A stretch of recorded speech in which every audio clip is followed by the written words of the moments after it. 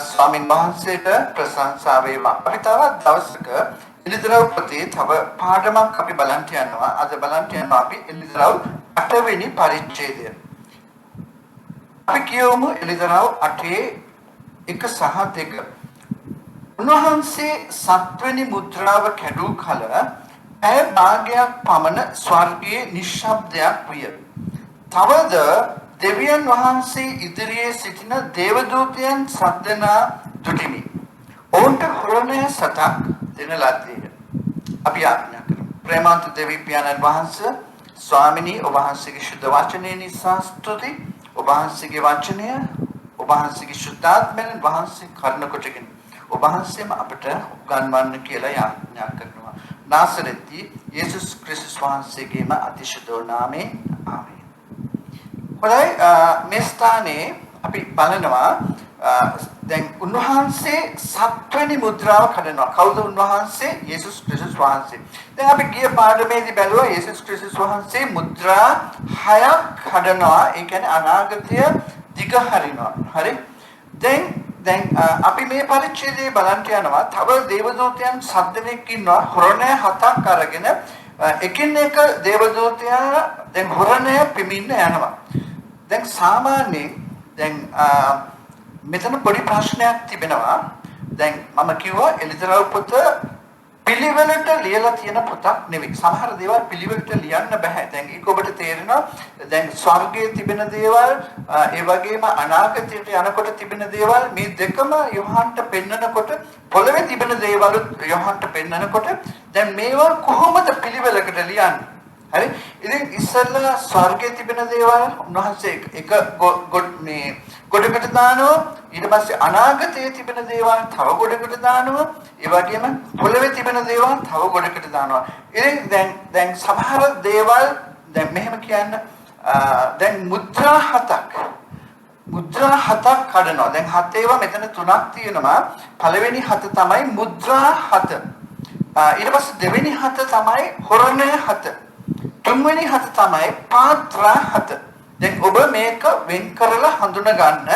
දැන් සමහර අය අර්ථකථනය කරනවා මේ මුද්‍රා 7 කැඩුවට පස්සේ තමයි හොරණය 7 පෙමින්නේ කියලා. හරි? ඒක එහෙමද කියන ප්‍රශ්නයක් තියෙනවා. හරි? නමුත් අපි දන්නවා පාත්‍රා 7 කියලා කියන්නේ දෙවියන් වහන්සේගේ උදහසේ පාත්‍රා 7. හරි? දැන් ඔබ සටහන් ගන්නවා නම් සටහන් ගන්න අය මෙහෙම ලියා ගන්න. පාත්‍රා 7 කියලා කියන්නේ දෙවියන් වහන්සේගේ උදහසේ පාත්‍රා 7. දැන් අපි දන්නවා මුද්‍රා 7 කඩනකොට පළවෙනි මුද්‍රාව කැඩුවට පස්සේනේ දෙවෙනි මුද්‍රාව කඩන්නේ. ඉතින් මේ විදිහට මුද්‍රා 7 පිළිවෙලින් කඩාගෙන යනවා. දැන් ඊට පස්සේ අපි දකිනවා හොරණය 7. දැන් මේ හොරණය 7යි මේ මුද්‍රා 7යි දැන් මුද්‍රා 7 කැඩුවට පස්සේද හොරණය 7 පෙමින්නේ. එහෙම නැත්නම් මේ මුද්‍රා 7 කඩනකොටම මේ කොහේ හරි හොරණය 7ත් ඒ එක්කම පිමිනු ලබනවාද කියන ප්‍රශ්නය තිබෙනවා එළිදරව් පොතේ. දැන් සමහර වෙලාවට මම දැන් ඔබට කියලා තියෙනවා දැන් මෙහෙම මත රාශියක් තියෙනවා. හරි? නමුත් දැන් මගේ මතේ සාමාන්‍ය මම කියන්න කැමති නෑ. මොකද ඒක මම දෙවියන් වහන්සේගේ වචනයෙන් පොරබදලා සුදාත්මයන් වහන්සේ මට සහතික කරපු දේවල්. නමුත් සමහර වෙලාවට කියනවා මේක මගේ මතය කියලා. මොකද එහෙම නැත්නම් ඉතින් ඉදිරියට අපිට යන්න බැරි නිසා. දැන් අපි මෙන්න මේ වගේ එකක් අපි මෙතන බලමු.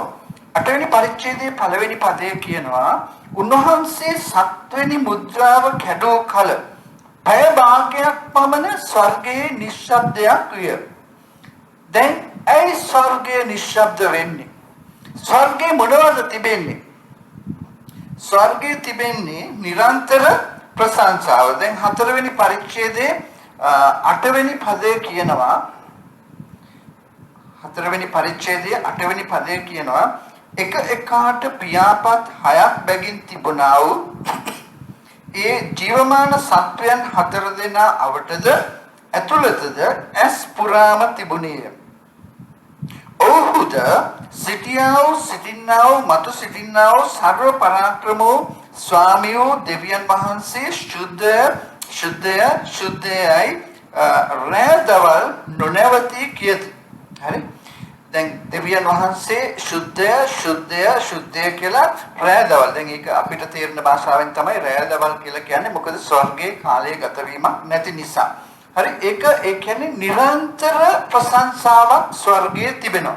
හරි දැන් ඊට සමාන දෙයක් කියනවා යෙසායා 6 වෙනි පරිච්ඡේදයේ. දැන් අපි ඒකත් මොහොතකට අපි බලමු යෙසායා 6 වෙනි පරිච්ඡේදයේ යෙසායා 6 වෙනි පරිච්ඡේදයේ 3 වෙනි පදය. ඔව්හු එක්කෙනෙක් අනෙකුට මොරගසමින් සේනාවල ස්වාමින් වහන්සේ ශුද්ධය මුළු පොළොව උන්වහන්සේගේ තේජසින් පිරී තිබේයයි කියෝය. දැන් එතන නම් කියන්නේ නොනවති කියලා නොකඩවා කියලා. නමුත් අපි පැහැදිලිව අපි දකිනවා මේ එළිදරව් 4:8 දී දෙවියන් වහන්සේ ශුද්ධයයි රැය දවල් නොනවති කියති. හරි දැන් එහෙම ප්‍රශංසාවක් ස්වර්ගයේ තිබෙනකොට දේවදූතයෝ ඒ ආකාරයෙන් ස්වර්ගයේ ප්‍රශංසා කරනකොට ඇයි ස්වර්ගයේ එකපාරකටම පැය භාගයක් නිශ්ශබ්ද වෙන්නේ? දැන් මේකට මත ගොඩක් තිබෙනවා. හරි. නමුත් දැන් මම අහලා තියෙන එක මතයක් මම කියන්න කැමතියි. දෙවියන් වහන්සේ පොළොවට කරන දේ එහෙම නැත්නම් දෙවියන් වහන්සේ පොළොවට කරන්න යන දේ දේවදූතයෝ දැනගත්තම දේවදූතයෝ විශ්මපත් වෙලා හරි ඔවුන්ගේ ප්‍රශංසාව මොහොතකට නතර කරනවා කියලා. දැන් අපිට ඒ වගේ අර්ථකථනයක් ගන්න පුළුවන්ද? දේවදූතයන්ට විශ්වපත් වෙන්න ඕනද? මොකද දෙවියන් වහන්සේ කරන හැම ක්‍රියාවක්ම විශ්වපත්. හරි? ඉතින් ඒ ක්‍රියාවන් ගැන දැන් ඒ ක්‍රියාවන් දැකීමෙන් දේවදූතයන්ට විශ්වපත් වෙන්න දෙයක් නැහැ. විශ්වපත් වෙලා ප්‍රශංසාව නතර කරන්න දෙයක් නැහැ. හරි? නමුත් දේවදූතයන්ට ප්‍රශංසාව නතර කරන්න එක කාරණයක් තිබෙනවා. හැබැයි දැන් ඒක මම කොහෙවත් දැකලා නැහැ. මම මේ ගැන මෙනෙහි කරද්දී ශුද්ධාත්මයන් වහන්සේ මට පෙන්නපු කාරණයක් ඒක. හරි? අපි පෙරලමු මතේයු සුභාරංචියේ මතේයු 25 වෙනි පරිච්ඡේදයේ 31 වෙනි පදය. මනුෂ්‍ය පුත්‍රයා සියලු දේවදූතයන් සමග තමන්ගේ තේජසින් එන කල ස්වකීය තේජසේ සිංහාසනෙහි වැඩ හිඳිනසේක. දැන් මේ කතා කරන්නේ යේසුස් ක්‍රිස්තුස් වහන්සේගේ දෙවෙනි ඊම ගැන. දැන් උන්වහන්සේ කාත් එක්කද එන්නේ? දැන් උන්වහන්සේ එන්නේ සියලු දේවදූතයන් සමග. දැන් අපි දන්නවා ස්වර්ගයේ දෙවියන් වහන්සේට නමස්කාර කරන්නේ ප්‍රශංසා කරන්නේ දේවදූතයන්. දැන් මෙතන පැහැදිලිවම කියනවා මනුෂ්‍ය පුත්‍රයා ඒ කියන්නේ යේසුස් ක්‍රිස්තුස් වහන්සේ ස්වර්ගයේ ඉන්න සියලුම දේවදූතයන් සමග පොළොවට එනකොට උන්වහන්සේගේ දෙවෙනි ඊමේදී ස්වර්ගයේ කවුද ඉන්නේ යන්නේ ප්‍රශංසා කරන්න? කවුරුත් නැහැ. එතකොට දැන් උන්වහන්සේ පොළොවට ඇවිල්ලා ඒ කරන තිබෙන කාර්යය දැන් අපේ භාෂාවෙන් තමයි පැය භාගයක් කියලා කියන්නේ. මම දන්නේ නැහැ දෙවියන් වහන්සේගේ භාෂාවෙන් ඒක දැන් කොයි ආකාරද කියලා. මම කිව්වා දැන් රැය දවල් නොනවති ප්‍රශංසා කරනවා කියලා. ඒක අපේ භාෂාවෙන් කියන්නේ. මොකද ස්වර්ගයේ කාලය ගත වීමක් නැහැ. දැන් මෙතන පැය භාගයක් කියලා කියන්නේ අපේ භාෂාවෙන්. එතකොට දැන් මේ යේසුස් වහන්සේගේ ඊම කියන්නේ යේසුස් වහන්සේ එනකොට ස්වර්ගයේ සියලු දූතයන් උන්වහන්සේ සමග එනවා නම් හරි පැය භාගයක් මම දන්නේ ඒ පැය භාගයේ කොච්චර කාලයක්ද කියලා. ස්වර්ගයේ මොහොතකට ප්‍රශංසාව නතර වෙනවා. මොකද දේවදූතයන් යේසුස් වහන්සේ සමග එන නිසා සියලු දේවදූතයන්. හරි? හොඳයි. දැන් අපි ඊළඟ දෙයට යමු. දැන් ස්වර්ගයේ නිශ්ශබ්දයක් විය පැය භාගයක්. හරි? පැය භාගයක් පමණ ස්වර්ගයේ නිශ්ශබ්දයක් විය. තවද දෙවියන් වහන්සේ ඉදිරියේ සිටින දේවදූතයන් 7 දෙනා දුටිමි. ඔවුන්ට හොරණේ 7ක් දෙන ලද්දේ. දැන් දේවදූතයන් 7 දෙනෙක් ඉන්නවා දෙවියන් වහන්සේ ඉදිරිපිට. ඔවුන්ට හොරණේ 7ක් දෙනු ලබනවා. දැන් මෙතන ප්‍රශ්න ගොඩක් තියෙනවා. දැන් යේසුස් ක්‍රිස්තුස් වහන්සේගේ ඊමේදී උන්වහන්සේ එන්නේ අන්තිම හොරණයව පිමින කල. දැන් ඒක කියනවා පළවෙනි කොරින්ති 15 වෙනි පරිච්ඡේදය. අපි මොහොතකට ඒක බලමු. පළවෙනි කොරින්ති 15 වෙනි පරිච්ඡේදයේ 51 සිට මෙන්න නුඹලාට රහසක් කියමි. අපි සියල්ලෝම නොසැතපෙන්නෙමුව. නමුත් අන්තිම හොරණෑව පිමින කල මොහොතකින් ඇසිපිය හෙළන ක්ෂණයකින් අපි සියල්ලෝම වෙනස් කරනු ලබන්නෙමුව. මක්නිසාද හොරණෑව පිමිනු ලබන්නේය එකල මලාහු නොතිරණ ස්වභාවයෙන් යුක්තව නැගිටවනු ලබන්නේය. දැන් මේ ස්ථානයේ කියන 52 ඇසිපිය හෙළන ක්ෂණයකින් අපි සියල්ලෝම වෙනස් කරනු ලබන්නෙමුව. මක්නිසාද හොරණෑව පිමිනු ලබන්නේය එකල මලාහු නොතිරණ ස්වභාවයෙන් යුක්තව නැගිටවනු ලබන්නේය. අපිට වෙනස් කරනු ලබන්නෙමුව. හරි. දැන් එතන කියන අන්තිම හොරණෑවයි. හරි. මෙතන කියන හොරණෑ 7යි. දැන් මම කියන්නේ නෑ මේක එකක්ද නැත්නම් දෙකක්ද කියලා. හරි සමහර අය කියනවා දෙකක් කියලා. ඒ කියන්නේ අතන කියන එක ඒ හොරණෑව වෙනස් මේ හොරණෑ 7ට වඩා. සමහර අය කියනවා නෑ මේ හොරණෑ 7 අන්තිම හොරණෑව ගැන තමයි ඒ කතා කරන්න කියලා. හරි. දැන් සාමාන්‍යයෙන් අපි පුරාණ ක්‍රිස්තුම දිහා බලද්දී ඇයි හොරණෑව පිඹින්නේ? දැන් ඊශ්‍රායෙල් මංගල්‍ය වලට සෙනඟ රැස් කරන පිරිස එක එකක්. හරි. දෙවෙනි කාරණය තමයි යුද්ධය සඳහා සෙනඟ රැස් කරන පිරිස.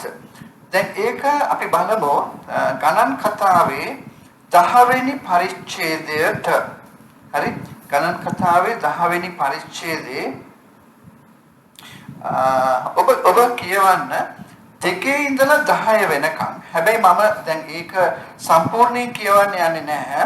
9 සහ 10 වෙනි පදේ විතරක් මම කියනවා. ඒ සමගම ඔබ ලියාගන්න තව බයිබල් පදයක් ලෙවී කතාවේ 23 24 වෙනි පදය. හරි. දැන් කියවමු අපි ගණන් කතාව 10 වෙනි පරිච්ඡේදයේ 9 සහ 10. නුඹලාගේ දේශයේහි නුඹලාට සතුරුකම් කරන සතුරාට විරුද්ධව නුඹලා යුද්ධයට යන විටද මහත් හඬකින් හොරණෑ පිඹපල්ලා. එවිට නුඹලාගේ දෙවි වූ ස්වාමින් වහන්සේ ඉදිරියේ සිහි කරනු ලැබ නුඹලාගේ සතුරන්ගෙන් ගලවනු ලබන්නරුය. නුඹලාගේ ප්‍රීති දවසෙහි නුඹලාගේ නියම මංගල්‍ය වලදී නුඹලාගේ මාස් ආරම්භයේදී නුඹලාගේ දවන පූජාද ශාන්ති පූජාද ඔප්පු කරන කල හොරණෑ පිඹපල්ලා. ඒවා නුඹලාගේ දෙවියන් වහන්සේ ඉදිරියේ නුඹලාට සිහිවීමක් පිණිස වන්නේය. මම නුඹලාගේ දෙවි වූ ස්වාමින් වහන්සේ. දැන් මෙතන කියනවා නුඹලා යුද්ධයට යනකොට හොරණෑව පිඹින්න. ඒ වගේම දෙවියන් වහන්සේගේ මේ ප්‍රීති දවසේ නැත්නම් මේ නියම මංගල්‍ය වලදී මාස් ආරම්භයේදීත් හොරණෑව පිඹින්න කියලා. ඉතින් හොරණෑ පිඹින අරමුණු දෙකක් දෙවියන් වහන්සේ පුරාණ කිවිසුමේ දීලා තියෙනවා. ඉතින් කොහොම හරි ඔබ මෙතන දැන් මම කියන්නේ යන්නේ නැහැ මේ හොරණෑ 7 අර යේසුස් වහන්සේ එනකොට උන්වහන්සේ කියන ඒ අන්තිම හොරණෑව පිඹින කල ඒ හොරණෑවයි මේක එකම හොරණෑද නැත්නම් මේක වර්ග දෙකක්ද කියලා. ඉතින් ඒක ඔබ යාඥා කරලා ශ්‍රීතාත්මයන් වහන්සේගෙන් ඔබ දැනගන්න අවශ්‍යයි. හරි. දැන් ඊළඟට අපි එනවා. දැන් මම කිව්වා මේ මුද්‍රා 7න් පසුවද මේ හොරණෑ 7 තිබෙන්නේ. මුද්‍රා 7 තුලද මේ හොරණෑ 7 තිබෙන්නේ. ඒකත් මම කියන්නේ යන්නේ නැහැ. මොකද මටත් ඒක ගැන 100%ක් කියන්න බැරි නිසා. හරි. මොකද මම තාම ඉගෙන ගන්න නිසා. හලෙලූයා. හරි. දැන් ඔබට මම අවුට්ලයින් එකක් කියලා කියන්නේ පොඩි මඟ පෙන්වීමක් විතරයි දෙන්නේ. නැත්නම් එලිදරවපත මෙහෙමයි කියලා ඒ ඔක්කොම කියලා දුන්නොත් ඇත්තටම ඔබට ඊට පස්සේ එලිදරවපත කියවන්න කිසිම ආසාවක් නැති වෙනවා. ඇයි ඔක්කොම දේවල් දන්නවනේ. නමුත් මටත් එහෙම කියලා දෙන්න බෑ. මොකද මම ගොඩක් දේවල් දන්නේ නැහැ. හරි. මොකද දෙවියන් වහන්සේ අනාගතය ගැන කාරණා කියනකොට සමහර දේවල් තවම අපහැදිලි. හරි. මට විතරක් නෙවෙයි තාම දේව ධර්මාචාර්යවරුන්ට පවා තාම පැහැදිලිව කියන්න බැරි දේවල් තියෙනවා. ඒ නිසා තමයි සමහර විට සමහර දේවල් දෙවියන් වහන්සේ ඔබේ අටහත්කම නිසා අර දේව ධර්මාචාර්යවරුන්ට එලිදරව් කරන්නේ නැතුව ඔබට එලිදරව් කරන්න පුළුවන්. හලෙලූයා. මොකද දෙවියන් වහන්සේ උඩඟු වන්ට විරුද්ධව සිට යටහතුන්ට කරුණාව දෙනසේක. ඔබ ඉස්කෝලේ ගියාද නැද්ද? ඔබ කොච්චර උගත්ද කියන එක දෙවියන් වහන්සේට අදාළ නැහැ. දෙවියන් වහන්සේ බලන්නේ ඔබේ යටහත්කම. දෙවියන් වහන්සේ එවැනි අය සමග ක්‍රියා කරමින් උන්වහන්සේගේ වචනේ ගැඹුරු තැන් ඔබට මඟ පෙන්වයි. හලෙලූයා. හරි. දෙවියන් වහන්සේට ප්‍රශංසා වේවා. දැන් තුන්වෙනි පදේ කියනවා තව දේවදූතයෙක් රන්තුම් වාචනයක් රැගෙන ඇවිත් පූජාසනයේ ඉදිරිපිට සිටියේය. සිංහාසනයේ ඉදිරියේ තිබුණු රන් පූජාසනයේ පිට සියලු ශුද්ධවන්තයන්ගේ යාඥා සමග ඔප්පු කරන පිණිස බොහෝ සුගන්ධ ද්‍රව්‍ය ඔහුට දෙන ලද්දේ. දැන් මෙතන කියනවා මේ ශුද්ධවන්තයන්ගේ යාඥා. දැන් දෙවියන් වහන්සේ ඉදිරියේ බොහෝ අනර්ග දෙයක් තමයි ශුද්ධවන්තයන්ගේ යාඥා. හරි. දැන් උන්වහන්සේ ඒක ගබඩා කරලා තිබෙනවා අවශ්‍ය වෙලාවෙදී ඒක නිදහස් කරලා උන්වහන්සේ ඒ ආඥාවට පිළිතුරු දෙන පිණිස. ඒ නිසා ඔබ යාඥා කරන්න. හරි. ඔබ දැන් සාමාන්‍යයෙන් ඔබ වෙන් කරගෙන කාලයක් යාඥා කරන්න පුළුවන්. ඒ වගේම දෙවියන් වහන්සේ කියනවා නොකඩව යාඥා කරන්න කියලා. ඔබ සිතින් දෙවියන් වහන්සේත් එක්ක ඔබ සම්බන්ධ වෙලා ඉන්නකොට ඔබේ සිතේ තිබෙන සෑම සිතුවිල්ලක්ම යාඥාවක් ලෙස දෙවියන් වහන්සේට යනවා. හරි. දෙවියන් වහන්සේට ප්‍රශංසා වේවා. එතකොට මේ දේවදූතයා මොනවද කරන්නේ? රන්දුම් වාචනය. හරි. රැගෙන ඇවිත් පූජාසන. මොකක්ද පූජාසනය? යේසුස් ක්‍රිස්තුස් වහන්සේගේ කුරුසියේ පූජාව.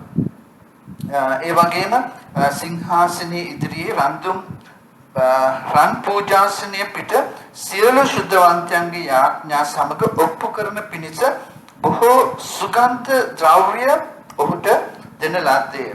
දැන් මේ සුගන්ධ ද්‍රව්‍ය හරි. දැන් මොකක්ද ඒකේ අදහස් වෙන්නේ? දැන් මේ සුගන්ධ ද්‍රව්‍ය තියෙන්නේ ඒ රන්දුම් පූජාසනයේ දෙවියන් වහන්සේ ඉදිරියට ගමන් කරන පිණිස. ඉතින් මේක එක්තරා විදියකට යේසුස් ක්‍රිස්තුස් වහන්සේගේ මදහත්කාරකම. දැන් අපි හතරවෙනි පදයේ බලමු. සුගන්ධ ද්‍රව්‍යයේ දුම ශුද්ධවන්තයන්ගේ යාඥා සමග දේවදූතයාගේ අතින් දෙවියන් වහන්සේ ඉදිරියට නැංගේ. දේවදූතයාද දුම් භාජනය රැගෙන පූජාසනයේ ගින්නෙන් ඒක පුරවා පොළවට හෙළුවේය. එවිට ගර්ජනාද ශබ්දද විදුලිද පොළව කම්පාවක්ද විය. දැන් අපි දන්නවා මේ ස්ථානයේ දැන් ශුද්ධවන්තයන්ගේ යාඥා යේසුස් ක්‍රිස්තුස් වහන්සේගේ මදහත්කාරකම ඒ දේවල් පොළව මත යේසුස් වහන්සේ කරන ලද පූජාව දැන් මේවා මිශ්‍ර කර පොළවට හෙළපුවාම දැන් පොළවේ මහත් දේවල් වෙන්ට යනවා. හරි. මොනවද වෙන්ට යන්නේ?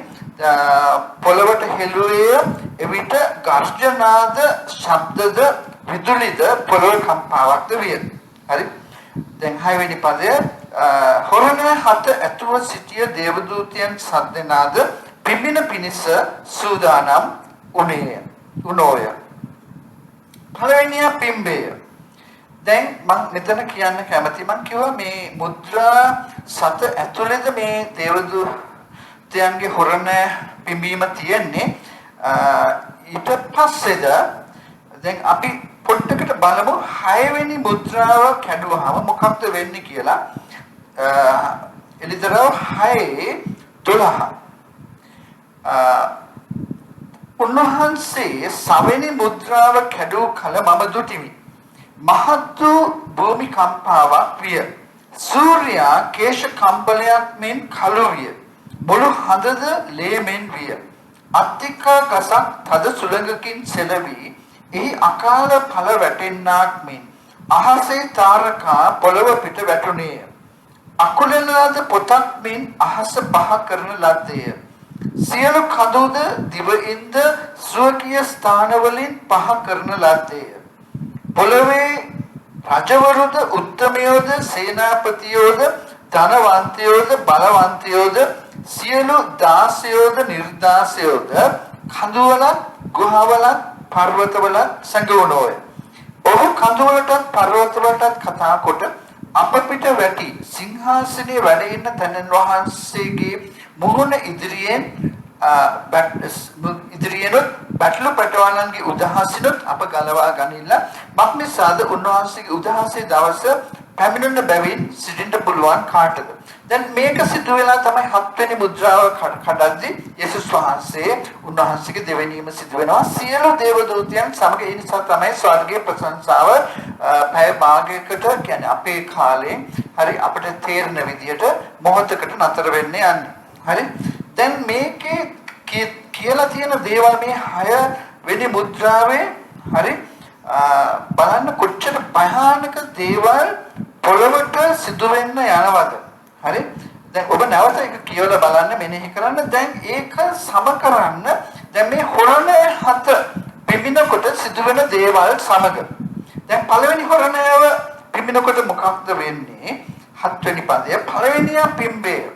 එවිට ලේන් මිශ්‍ර වූ ගල් වර්ෂාවක්ද ගිනිද හටගෙන පොළව පිට හෙළනු ලැබුවේය. පොළවෙන් 3 පංගුවක් දාලා ගියේ. ගස් වලින් 3 පංගුවක් දාලා ගියේ. සියලු අමු තනකොළද දාලා ගියේ. දැන් සමහර අය හිතන්න පුළුවන් මේක අපිට වචනාර්ථයෙන් ගන්න පුළුවන්ද බැරිද කියලා. දැන් සාමාන්‍යයෙන් මම කියනවා දැන් බයිබලය අපිට වචනාර්ථයෙන් ගන්න පුළුවන් පොතක් කියලා. හරි. නමුත් සමහර දේවල් දෙවියන් වහන්සේගේ ගැඹුරු කාරණා අපේ භාෂාවෙන් ලියලා තියෙනකොට හරි දැන් උදාහරණයක් වශයෙන් ස්වර්ගයේ පැය භාගයක් නිශ්ශබ්ද වේ. මොකද ස්වර්ගයේ කාලය ගත වීමක් නැහැ. හරි නමුත් ඒක අපිට තේරෙන්න තමයි පැය භාගයක නිශ්ශබ්දතාවයක් විය කියලා කියන්නේ. හරි එතකොට හැබැයි අපිට තේරෙනවා මේක වචනාර්ථයෙන් ගන්න පුළුවන් දෙයකට වඩා වැඩි දෙයක් මේ තුල තිබෙනවා කියලා. නමුත් මම හිතනවා මේ එලිදරව් 8 වෙනි පරිච්ඡේදයේ ලියලා තියෙන කාරණා දැන් හොරණ පිබිනකොට සිදුවෙනා වූ දේවල් වචනාර්ථයෙන් අපිට ගන්න පුළුවන්. මොකද මේක තමයි දෙවියන් වහන්සේගේ විනිශ්චය. දෙවියන් වහන්සේගේ උදහස නෙවෙයි දෙවියන් වහන්සේගේ විනිශ්චය. හරි උදහස එන්නේ පාත්‍රාවලින්. දැන් මේ හොරණ හරි ඒක මතක තියාගන්න. හරි දැන් මොකක්ද වෙන්නේ? දැන් ඔබ හිතන්න දැන් අපි මේ කොවිඩ් මේ වසංගතයෙන් හරි අද ලෝකයම පොළපදිනවා. නමුත් දෙවියන් වහන්සේගේ විනිශ්චය එළිදරව් වෙන්නා වූ දවසක් තිබෙනවා. ඒක කොවිඩ් වලට නම් කොවිඩ් විනිශ්චයට සම කරන්න පුළුවන්ද? කොවිඩ් නිකන් සුළු දෙයක් වගේ. බලන්න එන්න තිබෙන විනිශ්චය. ඒ නිසා මම කියන්න කැමතියි ඔබ යටහත් කමින් ඔබේ ජීවිතය යටහත් කමින් ඔබේ ජීවිතයේ ශුද්ධකම ඔබ වර්ධනය කරගෙන ස්වාමින් වහන්සේගේ වචනය තුළ ඔබේ ජීවිතය ගොඩනගාගෙන ඵලදරන ජීවිතයක් දක්වා මාරු වෙන්න අවශ්‍යයි. මොකද එන්න තියෙන දේවල් බොහෝ භයානකයි. මේකේ පෙර ඡායාවක් තමයි මේ කොවිඩ් වසංගතය. හරි? දැන් මොකක්ද වෙන්නේ? පළවෙනියා පිම්බිය එයින් ලේන් මිශ්‍ර වූ ගල් වර්ෂාවක්ද ගිනිද හටගෙන පොළව පිටට හෙළනු ලැබුවේය. දැන් ගල් වර්ෂාවක් දැන් මම මේක පෙරලන්න යන්නේ නැහැ. මොකද මට මේ වෙලාවේ මතක් වෙන දෙයක්. දැන් යෝබ් පොතේ කියනවා බලමු ඒක ඉක්මනින් පෙරලා ගන්න පුළුවන් වුණොත් මම ඔබට කියවන්නම් මේ පදේ. හරි යෝබ් පොතේ කියනවා දෙවියන් වහන්සේ යුද්ධ කරන දවසට දෙවියන් වහන්සේ ගල් අහසේ ගබඩා කරලා තිබෙනවා කියලා. හරි?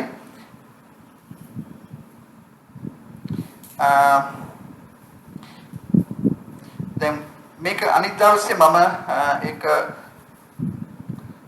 මොකද හදිසියෙ මට ඒක පෙරලෙන්නේ නැති නිසා මොකද කාලය ගත වෙන නිසා මම අනිත් දවසේ ඔබට පෙන්නන්න. හරි ඒ කියන්නේ දැන් අපි දන්නවා දැන් පොළවට ඉහළින් දැන් මේ වායුගෝලයට ඉහළින් දැන් සූර්යාගේ අධික විකිරණ වලින් ආරක්ෂා වෙන පිණිස මේ ඕසෝන් තරලය තියෙනවා. හරි? ඒ වගේම සමහර ග්‍රහලෝක අවසන් වෙලා දැන් ඝට්ටන සිදු වෙලා ඒවල කෑලි මේ අභ්‍යවකාශයේ පුරාම ගමන් කරමින් තිබෙනවා. නමුත් දෙවියන් වහන්සේගේ සලස්ම ඉවර වෙනතුරු දෙවියන් වහන්සේ පොළව ආරක්ෂා කරනවා. ඉතින් දැන් මේ අභ්‍යවකාශයේ පුරා එන ඇස්ටරොයිඩ් කියලා කියන හරි මේ ග්‍රහලෝකවල කැලි හැබැයි ගමන් කරමින් තිබෙනවා. ඉතින් දෙවියන් වහන්සේ අනකරොත් මේ සියල්ල පොළොවට වැටෙන්න කියලා ඒක මහා ගල් වර්ෂාවක් වගේ පොළොවට වැටේ. හරි? ඉතින් ඒ වගේ දෙයක් තමයි මේ සිදු වෙන්නේ යන්නේ.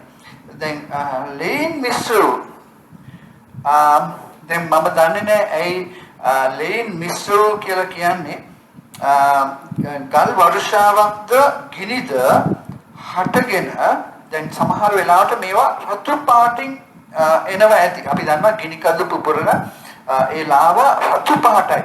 හරි? ඉතින් දැන් ඒක අපේ භාෂාවෙන් කිව්වොත් ඒක නිකන් ලේ වගේ. ගල් වර්ෂාවක්ද ගිනිද හටගෙන පොළව පිට හෙළනු ලැබුවේය. පොළවෙන් තුනෙන් පංගුවක් දාලා ගියේය. ගස් වලින් තුනෙන් පංගුවක් දාලා ගියේය. සියලු අමු තනකොළද දාලා ගියේය. ඊට පස්සේ දෙවෙනි හොරණෑව 8 වෙනි පදය දෙවෙනි දේවදූතයාද පිම්බේය.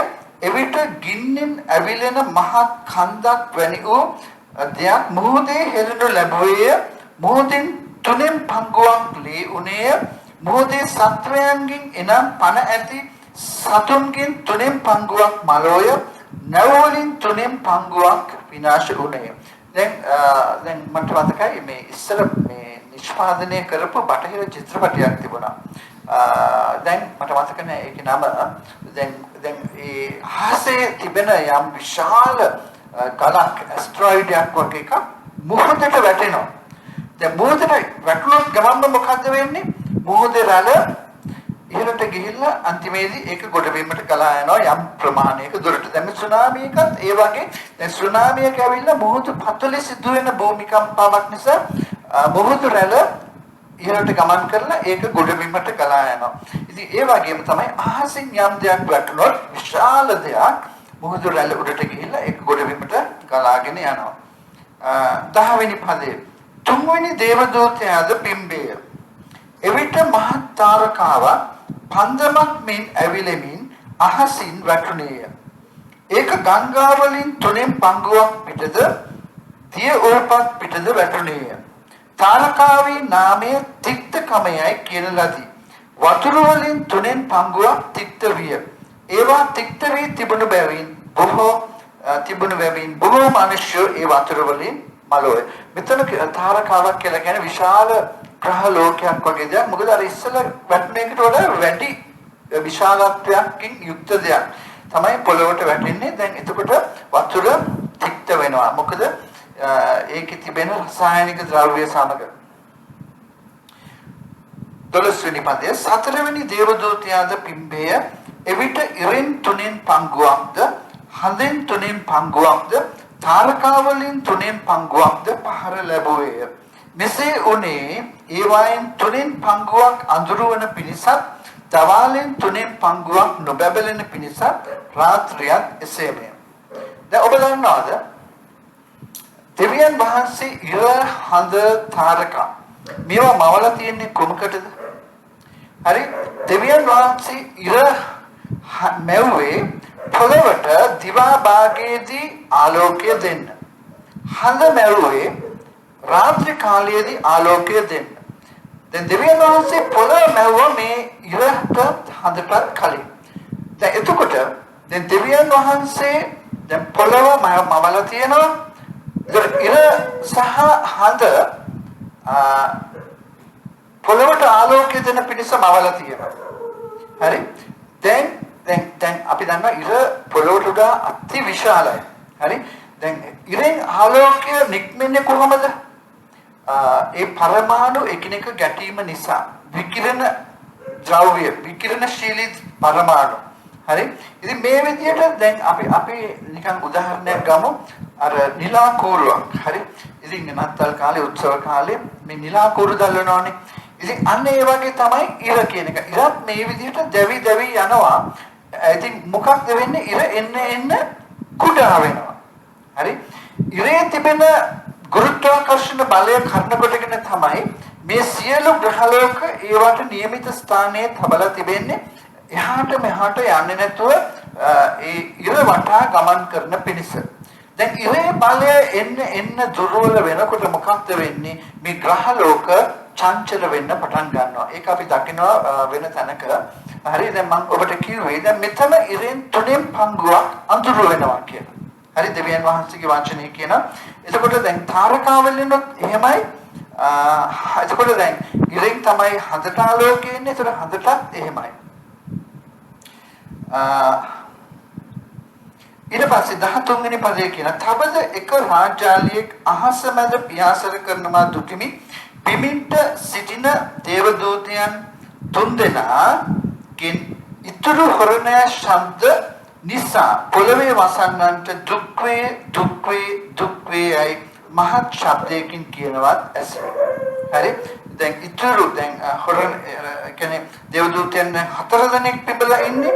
නමුත් ඊළඟ 3 දෙනාගේ හොරණය පිඹිනකොට සිදුවෙන දේවල් හරිම භයානක වූ දේවල්. හරි දැන් මේක කෙටි පරිච්ඡේදයක්. දැන් දෙවියන් වහන්සේ ඇයි මේ විදිහට විනිශ්චය කරන්නේ? හරි දෙවියන් වහන්සේ ඇයි මේ විදිහට විනිශ්චය කරන්නේ? දැන් අපි දැක්ක 8 වෙනි පදයේ මුහුදට දෙවියන් වහන්සේගේ විනිශ්චය. 10 වෙනි පදයේ අපි දැක්ක ගංගා දිය උල්පත් වලට දෙවියන් වහන්සේගේ විනිශ්චය. 12 වෙනි පදයේ අපි දැක්ක ඉරහඳ තාරකා මත දෙවියන් වහන්සේගේ විනිශ්චය. දැන් දෙවියන් වහන්සේගේ විනිශ්චය එන්නේ දෙවියන් වහන්සේට සලස්මක් තියනවා මිනිස්යා මවපු. හරි ඒක උන්වහන්සේ විශ්වය මවන්නත් පෙර මිනිස්යා සම්බන්ධව දෙවියන් වහන්සේ හදපු උන්වහන්සේගේ ස්වෛරී වූ සලස්ම. නමුත් දැන් දෙවියන් වහන්සේගේ කැමැත්ත කිසිවෙක් විනාශ වෙන එක නෙවෙයි. නමුත් සියලු දෙනාම පසුතැවිලි වෙලා දෙවියන් වහන්සේගේ යටහත් දෙවියන් වහන්සේගේ වචනය වෙත එම. හරි ජීවනය ලබා ගැනීම තමයි දෙවියන් වහන්සේගේ කැමැත්ත. නමුත් මිනිස්සු මොනවද කරන්නේ? එන්න දෙවියන් වහන්සේව එපා කරනවා. අද පොළවේ මිනිස්සු හදලා තිබෙන නීති රීති එන්නම ඒ නීති රීති වල තිබෙන දෙවියන් වහන්සේ සම්බන්ධ දේවල් අයින් කරනවා. ඒ කියන්නේ දැන් මිනිස්සු හදන්නේ මොකද මේ පොළවේ දැන් ඇත්තටම පොළවේ අයිතිකාරෝ තනන් වහන්සේ තමයි දෙවියන් වහන්සේ.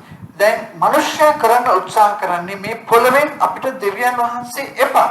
අපිට පුළුවන් අපිට ඕන විදිහට පාලනය කරගන්න කියලා දෙවියන් වහන්සේව අයින් කරනකොට දැන් අයිතිකාරය දෙවියන් වහන්සේ නිසා දෙවියන් වහන්සේ නිකන් ඉන්න ඕනේද? නෑ. අනිවාර්යයෙන්ම දෙවියන් වහන්සේ විනිශ්චය කරනවා. ඉතින් මිනිස්සයා දෙවියන් වහන්සේ එපා කරලා උන්වහන්සේ මවපු මැවිල්ල භුක්ති විඳිමින් උන්වහන්සේ මේ මිනිස්සයා කරන්න හදන්නේ මොකක්ද? දෙවියන් වහන්සේට නමස්කාර කරනවා වෙනුවට මිනිස්සයා මැවිල්ලට නමස්කාර කරනවා. ඒක පාපය. ඒක රූප නමස්කාරය. දෙවියන් වහන්සේගේ ඇස් ඉදිරියේ රූප නමස්කාරය ඊටාම බරපතල පාපයක්. මැවුම්කාර දෙවියන් වහන්සේ වෙනුවට උන්වහන්සේ මවපු මැවිල්ලට නමස්කාර කිරීම. ඉතින් එතකොට මොකක්ද වෙන්නේ? දෙවියන් වහන්සේගේ විනිශ්චය නෑවිත්‍යයිද? දෙවියන් වහන්සේගේ උදහස නෑවිත්‍යයිද? අද මේ කොරෝනා වසංගතය ගැන කතා කරද්දී මිනිස්සු අහනවා ඇයි දෙවියන් වහන්සේ මේක වෙන්න ඉඩ ඇරලා තියෙන්නේ? හරි? එතකොට ඕන් මිනිස්යාගේ ප්‍රශ්නය ඕන් කතා කරන්නේ නැහැ. ඇයි මිනිස්යා දෙවියන් වහන්සේගෙන් ඈතින් ඈතට යන්නේ? දෙවියන් වහන්සේව එපා කරලා පාපය තෝරගෙන පාපයේ දෙසට ගමන් කරන්නේ. එතකොට දෙවියන් වහන්සේගේ විනිශ්චය නෑවිත්‍යයිද? නෑ. මොකද එළිදර පොතේ තියෙන වැදගත්කම තමයි දෙවියන් වහන්සේ විනිශ්චය කරන්නා වූ දෙවියන් වහන්සේ. ඉතින් ඒ නිසා අපි ඊතර පාඩම් වලට යනකොට අපි තව තවත් දකින්න යනවා දෙවියන් වහන්සේගේ විනිශ්චය නැත්නම් උදහස කොච්චර භයංකර ලෙස එනවද කියලා. ඉතින් අපි මේ කාලේ මේක දැනගෙන දේව බයෙන් යුක්තව අපේ ජීවිතයේ යටහත්කම ශුද්ධකම වර්ධනය කරගනිමින් දෙවියන් වහන්සේගේ පාමුල අපි යටත් වෙමු. දෙවියන් වහන්සේගේ වචනයට අපි ගෞරවය දෙමු. හරි උන්වහන්සේට අපි ස්තුතිවන්ත වෙමු උන්වහන්සේගේ මැවිල්ල නිසා. මොකද අපි උන්වහන්සේගේ මැවිල්ල භුක්ති විඳිනවා. දැන් උදාහරණයක් වශයෙන් මේ කොවිඩ් කාලේ මිනිස්සුන්ට තිබුණා හුස්ම ගන්න අපහසුයි ඔක්සිජන් ප්‍රශ්නය. හරි දැන් සල්ලි ගෙවලා මිනිස්සු සමහර පුද්ගලික රෝහල් වලට ඇතුල් වෙලා ඔක්සිජන් ලබා ගන්නවා. ඒ ඔක්සිජන් ලබා ගන්න එකට මිනිස්සු සල්ලි ගෙවනවා. නමුත් ඔබ කල්පනා කරලා තිබෙනවද අපිට මෙච්චර කාලයක් නිදහසේ මේ වායු ගෝලය තුළ අපි ඔක්සිජන් ආශ්වාස කළාට දෙවියන් වහන්සේට නිකන් හරි ස්තුති කරලා තියනවාද කියලා. හලෙලූයා. දෙවියන් වහන්සේට ප්‍රශංසා වේවා. උන්වහන්සේ අපිට දී තිබෙන මැවිල්ල අතුල අඩංගු කරලා තිබෙන ඔක්සිජන් නිසා මේ මැවිල්ල තුළ උන්වහන්සේ අපිට දී තිබෙන සෑම යහපත් දෙයක්ම නිසා උන්වහන්සේට ස්තුති වේවා. අපි ආඥා කරමු. ප්‍රේමාන්ත දෙවි පියාණන් වහන්සේ ස්වාමිනී ඔබ වහන්සේට අනේක වාරයක් ස්තුතිවන්ත වෙනවා ඔබ වහන්සේගේ වචනේ නිසා. ස්වාමිනී මේ වෙලාවේදී අපි අපේ ස්තුතිවන්ත නැතිකම ගැන ඔබ වහන්සේ අපිට කමාව මැනව. මක්නිසාද ඔබ වහන්සේගේ මැවිල්ලේ බොහෝ යහපත් දේවල් අපි පාවිච්චි කරමින් සිටිනවා. ස්වාමිනී මේ වායු ගෝලය තුළ තිබෙන ඔක්සිජන් නිසා ඔබ වහන්සේට ස්තුති. ඒක පිරිසිදු ඔක්සිජන් අපිට ආශ්වාස කරන පිණිස. ස්වාමිනී ඒ ගහකොළ ඔබ වහන්සේ ලබා දී තිබෙනවා ඒ ඔක්සිජන් වායු ගෝලයට මුදා හැරෙන පිණිස. ස්වාමිනී ඔබ වහන්සේ අපිට දී තිබෙන සෑම යහපත් දෙයක් නිසාම අපි ඔබ වහන්සේට ස්තුතිවන්ත වෙනවා. ඔබ වහන්සේට පමණක් නමස්කාර කරනවා. මක්නිසාද ඔබ වහන්සේ පමණයි සැබෑ වූ එකම ජීවමාන දෙවියන් වහන්සේ. ඔබ වහන්සේට සියලු ගෞරවය මහිමයත් වේවා. හාලෙලූයා. යේසුස් ක්‍රිස්තුස් වහන්සේගේ නාමයෙන්. ආමේන්. හොඳයි ඔබ සැමට ජේසුස්